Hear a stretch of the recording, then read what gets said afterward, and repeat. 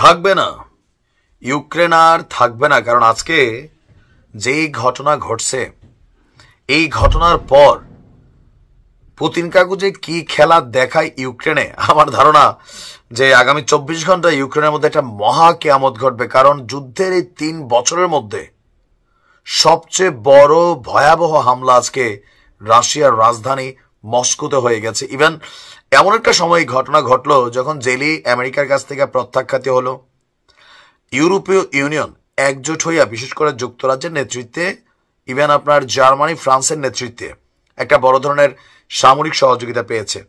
আর এই সামরিক সহযোগিতা পাওয়ার পর আজকে ভোরবেলা পুতিনের দেশে যে হামলা চালাইছে, এটাতে পুতিন যেমন স্তব্ধ, মানে পুরা পৃথিবী স্তব্ধ, যে তৃতীয় বিশ্বযুদ্ধ জেলি আসলে লাগাইয়েই ছাড়বে। কারণ প্রেক্ষাপট এখন টোটালি ভিন্ন অবস্থায় চলে গেছে। আপনার মস্কোর, রাশিয়ার রাজধানী মস্কোর বিভিন্ন জায়গাকে লক্ষ্য করে আজকে 91টি ড্রোন হামলা চালিয়েছে ইউক্রেনের সামরিক বাহিনী। ব্যাপক হতাহতের খবর পাওয়া গেছে। এবং এই যে ড্রোনগুলো ছিল, এগুলো ছিল আত্মঘাতী ড্রোন টাইপের, লাইক ইরানের কামিকাজে ড্রোন। এগুলোতে হয়েছে কি, যেখানে আঘাত আনছে ধ্বংসস্তূপের পাশাপাশি অগ্নিকাণ্ডেরও ঘটনা ঘটিয়েছে। কারণ এই ড্রোনগুলোতে ব্যাপক পরিমাণ বিস্ফোরক বোঝাই ছিল। এছাড়া মস্কোর 4টি শহর, রাজধানী মস্কোর 4টি সহ মোট 6টি বিমানবন্দর এই মুহূর্তে বন্ধ করে দেওয়া হয়েছে। পাশাপাশি ফ্লাইটের কার্যক্রমও আপনার বন্ধ আছে। রাশিয়ার রাজধানীতে ইউক্রেন তাদের ইতিহাসের সবচেয়ে বড় ড্রোন হামলা চালিয়েছে। আপনার বলা হচ্ছে যে রুশ প্রতিরক্ষা মন্ত্রণালয়ের বক্তব্য, রাশিয়ার আকাশে আজকে একযোগে প্রায় 500-র কাছাকাছি ড্রোন ছাড়ছিল আপনার ইউক্রেনের। মাঝখানে রাশিয়ার আকাশ প্রতিরক্ষা সিস্টেম 337টি ইউক্রেনীয় ড্রোন ধ্বংস করতে সক্ষম হয়েছে। আর এর মাঝখানে 91টি মস্কো অঞ্চলে, আর বাকিগুলো কিন্তু মস্কোতে আঘাত আনছে।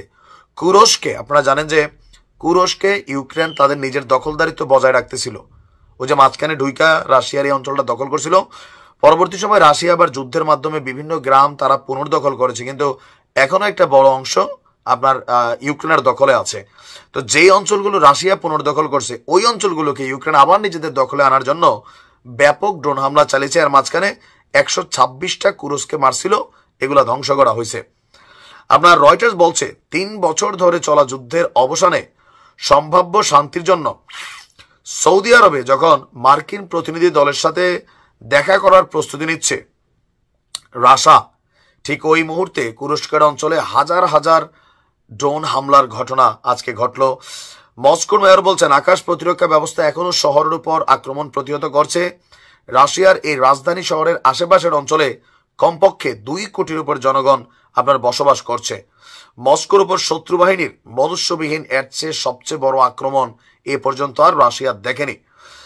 আর পুতিনের পক্ষ থেকে বলা হয়েছে, শান্তি আলোচনাকে ভেস্তে দেওয়ার জন্য যেই সন্ত্রাসী হামলা চালিয়েছে ইউক্রেন, তার সমুচিত জবাব আপনার রাশিয়া দেবে। আর এটা হবে যথেষ্ট বেদনাদায়ক। খেলা শেষ করে ফেলতে হবে পুতিন রে, আর টাইম নাই।